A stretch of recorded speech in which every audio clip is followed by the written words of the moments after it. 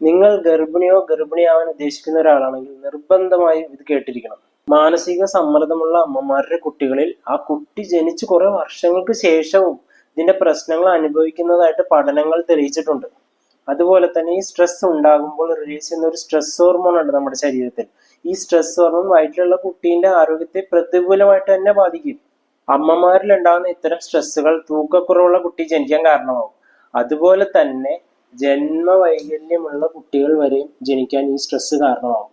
ഇത്തരം അമ്മമാരുടെ കുട്ടികളിൽ കുട്ടി ജനിച്ച് കുറേ വർഷങ്ങൾ കഴിഞ്ഞാൽ പോലും ഇവരുടെ സ്വഭാവത്തിൽ വരെ മാറ്റങ്ങൾ കാണുന്നതായി പഠനങ്ങൾ തെളിയിച്ചിട്ടുണ്ട്.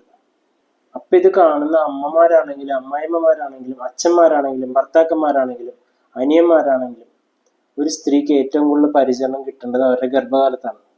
നല്ലൊരു മാനസികവും ശാരീരികവും ആരോഗ്യമായിട്ടുള്ള ഒരു തലമുറ നമുക്ക് വേണമെങ്കിൽ ഈ കാര്യങ്ങൾ ശ്രദ്ധിച്ചേ മതിയാവുള്ളൂ. അതുകൊണ്ട് തന്നെ വീട്ടിലുള്ള എല്ലാവരും ഗർഭിണികൾക്ക് നല്ലൊരു അവസ്ഥ, മാനസികവും ശാരീരികമായിട്ടുള്ള നല്ലൊരു അവസ്ഥ കൊടുക്കാൻ വളരെയധികം ശ്രദ്ധിക്കുക. Thank you.